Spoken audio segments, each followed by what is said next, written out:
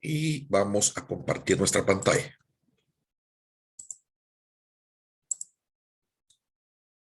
Vamos a hacer chiquitos a ustedes.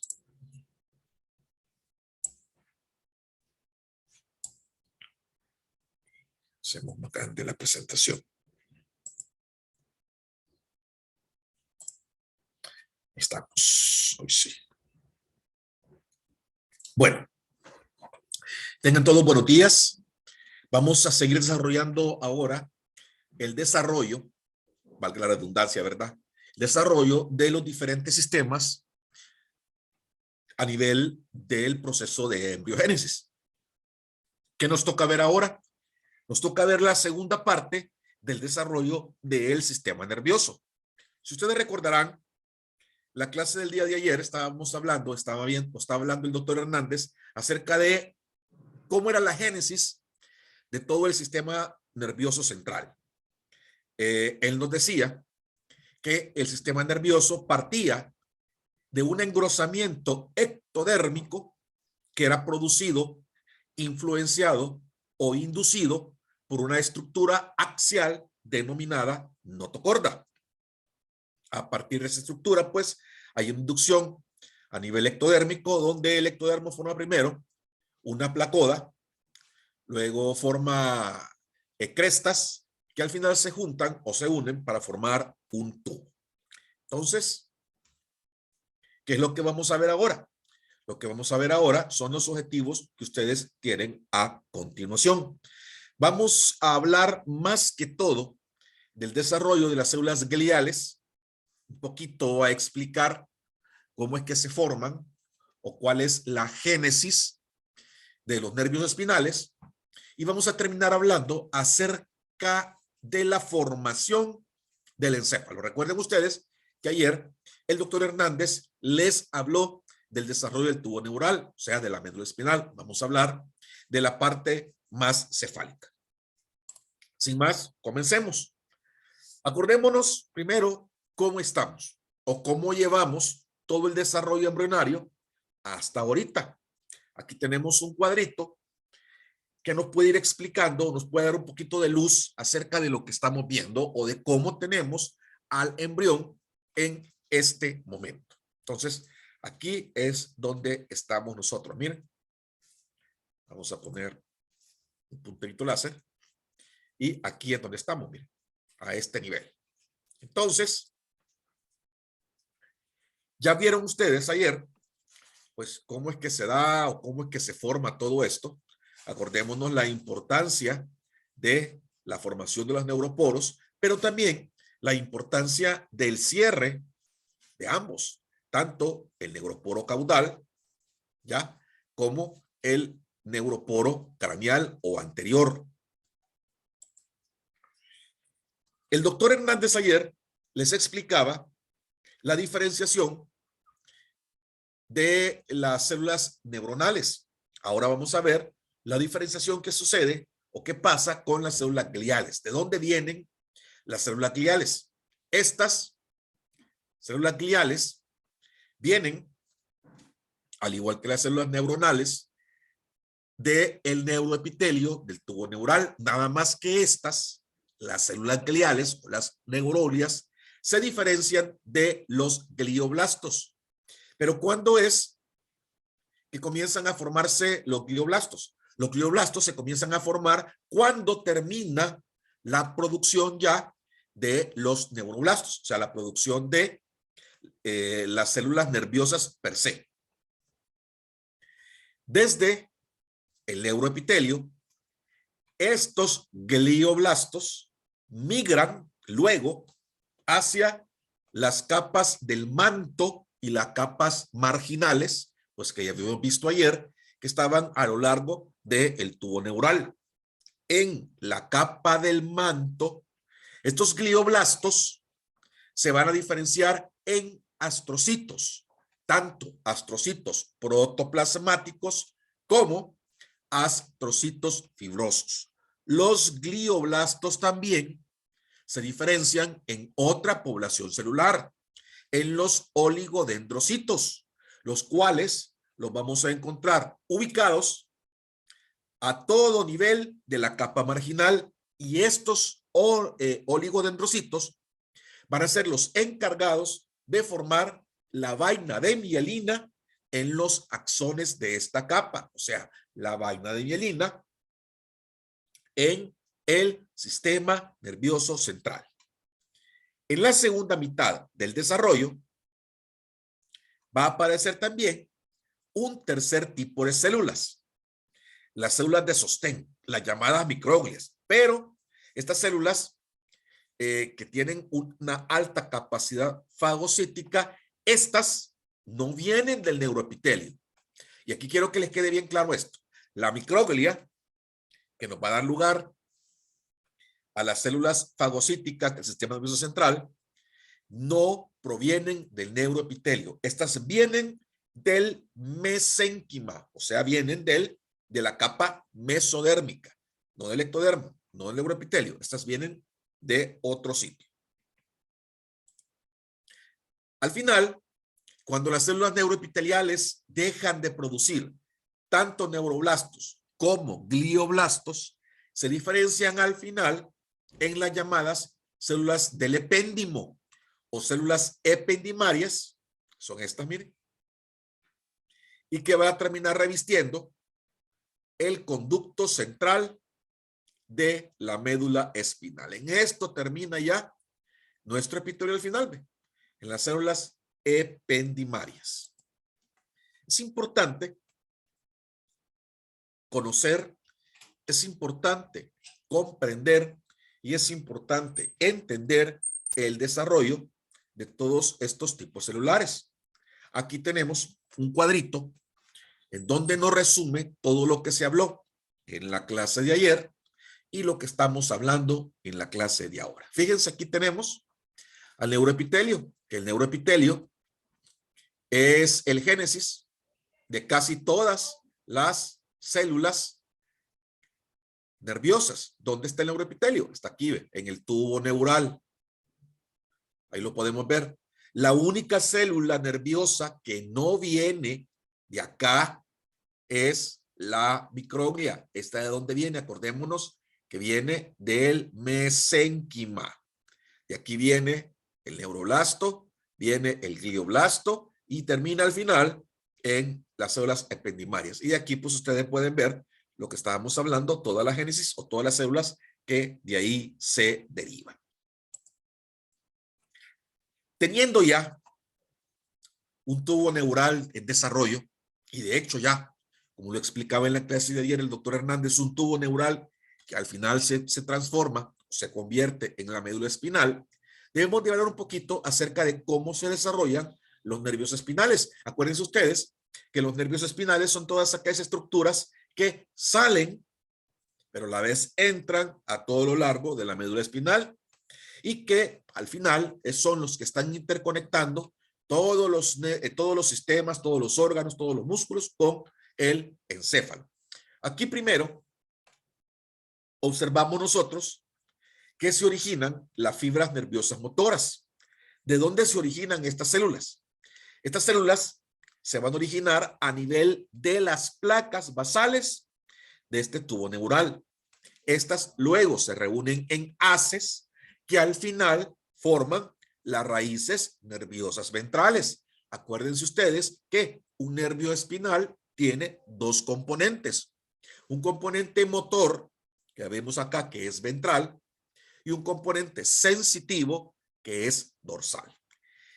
En cuanto al componente sensitivo, podemos decir que las raíces nerviosas dorsales, estas se van a originar de células ubicadas en los ganglios espinales dorsales, o sea, por fuera de nuestro tubo neural. Las prolongaciones distales de estos ganglios dorsales luego se van a unir con las ventrales para así poder constituir un nervio espinal. Entonces, estos nervios al final se van a dividir en ramos primarios, tanto dorsales como ventrales. ¿Cómo se mira esto? Se mira tal cual, ustedes lo pueden observar en la imagen. Miren, aquí está la placa basal, aquí es donde se generan, donde nacen o donde se forman las neuronas motoras. Aquí tenemos el ganglio dorsal, es aquí donde se genera, donde se forma, donde se desarrollan la parte sensitiva, ¿ya? Entonces ustedes pueden ver cómo se va desarrollando. Al final, miren, cada una se termina interconectando para formar todo esto, ¿ven? Todo esto, tanto la parte ventral como la parte dorsal, se junta al final y nos termina formando a nuestro nervio espinal. La parte motora se genera a partir de la placa basal dentro de nuestro tubo neural, pero la parte sensitiva es o se genera o se forma a nivel del sistema nervioso periférico, o sea, de un ganglio de la raíz dorsal que está por fuera de nuestro tubo neural. Y ahí tenemos pues la génesis o la formación de un nervio espinal o raquídeo. Es importante también comprender que para que estos nervios espinales o nervios raquídeos terminen su formación, necesitan rodearse de una vaina de mielina. Ya dijimos que los oligodendrocitos que venían de los glioblastos estaban formando la vaina de mielina en los axones de las neuronas del sistema nervioso central, pero hay otras células, las células de Schwann. Las células de Schwann tienen a su cargo la mielinización de los axones de los nervios periféricos y estas se disponen ambas alrededor de los axones a los cuales van rodeando. ¿Cómo se da el proceso de mielinización? Se da de la manera que ustedes están viendo ahí en los dibujos. Miren, aquí tenemos el axón. Aquí tenemos, por ejemplo, una célula de Schwann y esta va rodeando, miren, a nuestro axón hasta que al final termina rodeándolo completamente y formándole su vaina de mielina. ¿Ya? Es lo que estamos viendo nosotros acá, miren. Acuérdense también que estas vainas de mielina que van rodeando el axón lo hacen a diferentes niveles. ¿Cabe? Miren. Y al final el axón se ve de esta manera. Acá existen también los llamados nodos de Ranvier, que es donde termina la acción de una célula formadora de mielina con otra que está a la par, ¿ya? Entonces, así va la formación. ¿Existen diferencias entre la formación de la mielina del sistema nervioso central y del periférico? Sí, sí existe. Eso lo van a ver ustedes más adelante cuando veamos en histología cómo se da o cuál es la histiogénesis o cuál es la citoarquitectura del sistema nervioso en sí. Vámonos moviendo entonces y veamos ahora qué sucede en la parte craneal de nuestro tubo neural. Ya ayer vieron qué sucedía en toda la parte caudal, recordando nada más que de ahí se formaba o de ahí se originaba la médula espinal. Pero ¿qué pasa? ¿Qué pasa con el extremo cefálico de este tubo neural? ¿Qué sucede acá? En el extremo cefálico, el tubo neural se comienza a expandir mucho más rápido y mucho más que en la parte caudal. Y al irse expandiendo, se diferencia en 3 vesículas cerebrales o en 3 vesículas encefálicas primarias, que desde la parte más caudal a la parte más cefálica son el romboencéfalo o cerebro posterior, el mesencéfalo o cerebro medio y el prosencéfalo o cerebro anterior. Posteriormente, estas 3 vesículas se transforman en 5 por división del prosencéfalo y del romboencéfalo. Entonces, al principio tenemos esto. Miren acá, va el tubo neural que nos va a dar la médula espinal, pero acá a nivel craneal están las vesículas encefálicas que nos van a generar a nuestro encéfalo. Si lo queremos ver mejor todavía, aquí tenemos un cortecito, miren. Aquí como que hemos hecho un corte sagital y aquí podemos ver nosotros toda la parte craneal. Entonces aquí tenemos, miren, a nuestro romboencéfalo. ¿Cabe? Acá tenemos a nuestro mesencéfalo y acá tenemos a nuestro prosencéfalo. Estas son las tres vesículas primarias. Acá también podemos observar dos pliegues que se dan por el mismo crecimiento acelerado de estas vesículas cerebrales craneales. El primer pliegue que tenemos es el llamado pliegue cefálico, que se ubica entre el prosencéfalo y el mesencéfalo. Acá tenemos al pliegue cefálico. Y el segundo pliegue es el pliegue cervical. Este pliegue cervical lo vamos a ubicar entre el romboencéfalo y acá abajo, que estaría ya la futura médula espinal. En la imagen que ustedes tienen acá, a su lado derecho, podemos ver que ya nuestras vesículas primarias se han diferenciado o se han dividido. Si vamos siempre de la más caudal a la más craneal, podemos ver que nuestro romboencéfalo se ha dividido en dos vesículas, en el mielencéfalo y en el metencéfalo. El mesencéfalo comienza siendo igual y se llama igual, y el diencéfalo, y el prosencéfalo se divide a su vez en otras dos, en el diencéfalo, que es todo esto, y en el telencéfalo, que es el que estamos viendo acá. ¿Qué sucede entonces en nuestro romboencéfalo? Ya dijimos que el romboencéfalo se divide en un mielencéfalo, que es la vesícula más caudal de todas las vesículas cerebrales, y en un metencéfalo. Pero ¿qué sucede con el mielencéfalo? Del mielencéfalo, al final, y esto es lo importante, se va a originar el bulbo raquídeo y también se va a desarrollar de ahí una placa basal para las neuronas eferentes, viscerales y somáticas, y una placa alar para las neuronas aferentes, viscerales y somáticas del mielencéfalo. O sea que de ahí se origina, fíjense, la primera porción del tallo encefálico. ¿Qué sucede con el metencéfalo? Del metencéfalo se va a originar una porción más del tallo encefálico.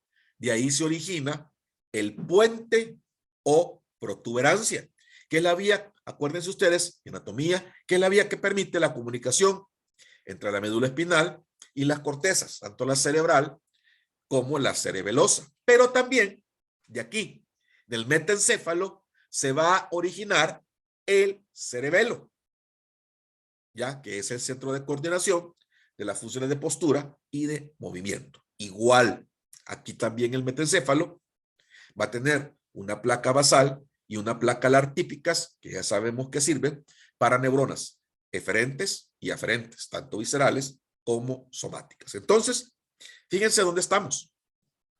Romboencéfalo. ¿En qué se divide? En mielencéfalo y metencéfalo. Y el mielencéfalo, ¿en qué se transforma? Se transforma en el bulbo raquídeo. El metencéfalo, ¿en qué se transforma? En el puente o protuberancia y en el cerebelo. El mesencéfalo, ¿en qué se transforma el mesencéfalo? Este se transforma en lo mismo. O sea, es una de las vesículas cerebrales que preserva o guarda su nombre sin importar el momento en que se encuentre de desarrollo. Este se va a llevar igual. El mesencéfalo entonces va a originar a la estructura anatómica del mismo nombre y constituye la vesícula encefálica más primitiva, con un desarrollo muy parecido al de la médula espinal. ¿Ya? Entonces, de ahí que se va a originar, de sus placas alares, se van a originar los colículos o tubérculos cuadrigéminos. Acordémonos que estos, los anteriores, tienen una función visual y los posteriores tienen una función auditiva. Entonces, ese se va a llamar igual. Y ahí está la génesis completa, tanto del tallo encefálico como del cerebelo. De estas dos vesículas primarias al principio y de estas tres vesículas secundarias después. ¿Qué sigue pasando? ¿O qué sigue sucediendo? Si vamos subiendo, nos encontramos con que el prosencéfalo se va a dividir ¿en qué? Se va a dividir en un diencéfalo y en un telencéfalo. ¿Qué pasa con el diencéfalo? El diencéfalo, que es la parte más caudal del prosencéfalo o la parte posterior, este va a originar a el tálamo, el hipotálamo, el epitálamo, la hipófisis y la retina de nuestro aparato visual. ¿Ya? Entonces, para ser más generalista, el diencéfalo es el que va, o del diencéfalo se van a desarrollar todos los tálamos, todos. También de ahí se va a desarrollar la hipófisis y de ahí también se va a desarrollar la retina a nivel del diencéfalo. Punto aparte es la hipófisis. ¿Por qué punto aparte? Porque fíjense que la hipófisis o pituitaria es una glándula que no solamente se va a desarrollar per se de tejido nervioso. ¿Por qué? Porque esta se va a desarrollar de dos tejidos diferentes. Se va a desarrollar tanto de la parte nerviosa, pero también se va a desarrollar, miren, de una prominencia ectodérmica que proviene del estomodeo. Entonces, el estomodeo nos va a formar una bolsita conocida como bolsa de Rathke, que se va a juntar con otra bolsita que es una extensión del diencéfalo y que se va a llamar infundíbulo. Y al juntarse ambas, el infundíbulo con la bolsa de Rathke, nos van a formar al final, miren, a nuestra hipófisis o glándula pituitaria. Aquí podemos ver que lo de color rojo es lo que proviene del ectodermo, del estomodeo. Lo de color azul es lo que proviene del ectodermo, del neuroepitelio, a nivel de nuestra vesícula cerebral secundaria. Entonces, esta glándula en particular va a tener una doble formación. La bolsa de Rathke nos va a formar a la parte funcional, o sea, a la adenohipófisis, que es la parte funcional de la glándula, y el infundíbulo nos va a formar a la parte nerviosa, que es la neurohipófisis, y que es un sitio de almacenaje de hormonas o enzimas, como vamos a ver más adelante en histología. ¿Qué pasa con el telencéfalo? Miren, aquí está el diencéfalo, pero este es el telencéfalo. ¿Qué sucede con el telencéfalo? El telencéfalo nos va a dar lugar a toda la corteza cerebral. A eso nos va a dar lugar el telencéfalo, a toda la corteza cerebral. Y por ende, pues el telencéfalo es el que nos va a formar a los hemisferios cerebrales. O sea que de ahí va a venir el hemisferio izquierdo y de ahí va a venir el hemisferio derecho. De acá de todo lo que es el telencéfalo. Es importante que nosotros sepamos de dónde viene cada una de las estructuras que vamos a encontrar ya en el recién nacido, por ende en el niño, por ende en el adolescente, por ende en el joven y en el adulto. Ahora, si ustedes se fijaron, tenemos también espacios importantes a nivel de cada una de estas vesículas cerebrales y de nuestro sistema nervioso embrionario. estos espacios cerebrales, o estos espacios que están formándose dentro de estas mismas vesículas, van a dar lugar también a estructuras ya del sistema nervioso desarrollado. Por ejemplo, los espacios que se encuentran ubicados entre el telencéfalo, acá el telencéfalo, miren, nos van a formar a los ventrículos laterales. El espacio que se encuentra ubicado a nivel del diencéfalo nos va a formar al tercer ventrículo. El espacio que se encuentra ubicado a nivel del mesencéfalo nos va a formar al acueducto cerebral. El espacio que se encuentra ubicado a nivel del metencéfalo y mielencéfalo nos va a formar al cuarto ventrículo, y al final el espacio que queda en lo que falta del tubo neural, y aquí estaríamos hablando de médula espinal, nos va a formar por ende el canal central de la médula espinal. Entonces, así es como se forma o así es como se desarrolla nuestro sistema nervioso. Es importante, a manera de estudio, que ustedes en este tipo de sistemas o en este tipo de clases estudian a través de formar cuadros sinópticos como este que están viendo ustedes acá. Miren, ustedes hacen algo parecido a esto y aquí pueden poner las vesículas, las primarias, luego las secundarias y luego, por supuesto, lo que se deriva de cada una de ellas, tanto en la parte neuroepitelio como en la parte cavidad. Esa es una manera fácil de comprender y entender la formación del sistema nervioso central. Esta es una forma compleja, ¿ya? Pero también ustedes pueden hacer sus propios resúmenes para analizar. Al final, veamos un resumen de lo que hemos hablado. El sistema nervioso central aparece al inicio de la tercera semana como una placa de ectodermo engrosado en forma de zapatilla que recibe el nombre de placa neural. Esta se sitúa en la región medio dorsal delante del ganglio primitivo. Sus bordes laterales pronto se elevan para constituir los pliegues neurales. Al proseguir el desarrollo, los pliegues siguen elevándose, se acercan entre sí y finalmente se fusionan originando el tubo neural. La fusión comienza en la región cervical y luego avanza en dirección cefálica y caudal. Una vez iniciada la fusión, los extremos abiertos del tubo neural forman los neuroporos craneal y caudal, que se comunican con la cavidad amniótica supratrascente. El cierre del neuroporo craneal se efectúa en dirección craneal desde el sitio del cierre inicial en la región cervical y desde un sitio en el prosencéfalo que aparece más tarde. El segundo sitio avanza en dirección craneal para cerrar la región más rostral del tubo neural y en dirección caudal para juntarse con el cierre que avanza desde el sitio cervical. El cierre definitivo del neuroporo craneal se realiza en la fase de 18 a 20 somitas aproximadamente en el día 25 y el cierre del neuroporo caudal se efectúa 3 días después. El extremo cefálico del tubo neural muestra 3 dilataciones, llamadas vesículas cerebrales primarias. Una es el prosencéfalo o cerebro anterior, otra es el mesencéfalo o cerebro medio, y la tercera es el rombencéfalo o cerebro posterior.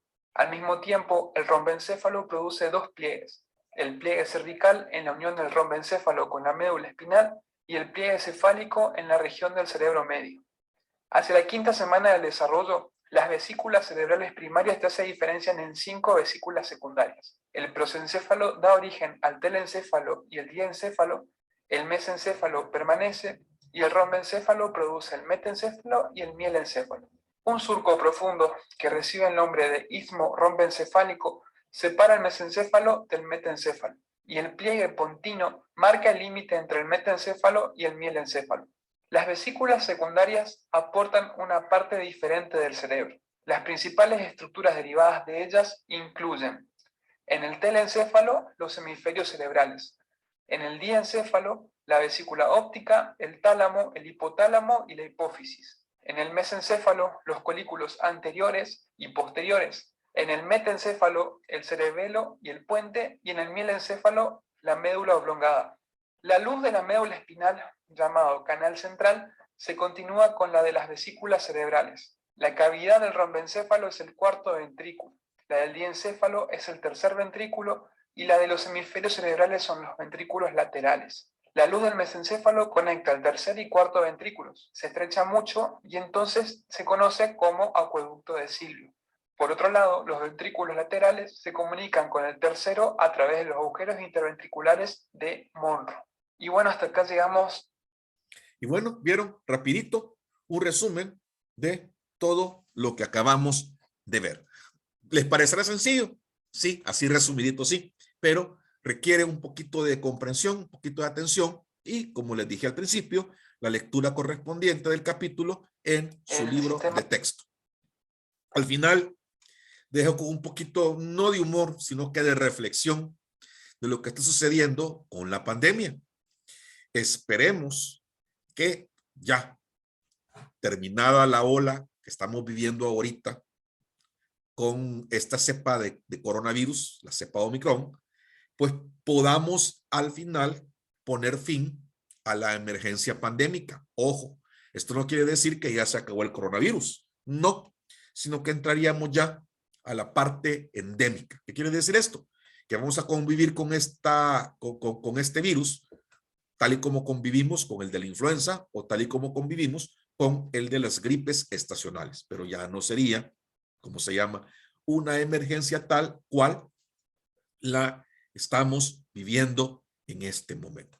De hecho, pues ya se comenzaron a reportar el inicio de la disminución de los casos. Esperemos que si somos reflejo o espejos de lo que sucedió en Sudáfrica, lo que sucedió en Inglaterra, en Irlanda o en Escocia o en algunos otros países de Europa que está sucediendo en estos momentos, así como este tsunami de casos inició una subida súbita, así también lo haga en la disminución así igual de súbito. Y esperaríamos que ya en el mes de febrero, pues en este mes en que estamos, pues esta baja de casos fuera tal que, si Dios quiere, y si la ciencia también, la pandemia entraría ya a fase endémica, pues en el segundo trimestre de este año. Así que, sin más, les agradezco la atención prestada. Muchas gracias. No sé si hay alguna duda o alguna pregunta que quieran hacer. Nos queda todavía tiempo para eso. Pues o si no, les doy un ratito de descanso para que se vayan a tomar su café, para que vayan a terminar de desayunar, porque después viene otra clase más. No sé si hay alguna duda. De mi parte, no. Muchas gracias, doctor. De nada, entonces, muy amables y muy agradecidos. Así que cuídense y nos conectamos en la siguiente clase. O bueno, se conectan con el profesor que les toca. Cuídense, jóvenes. Gracias, feliz día. Gracias, doctor. Gracias. Gracias.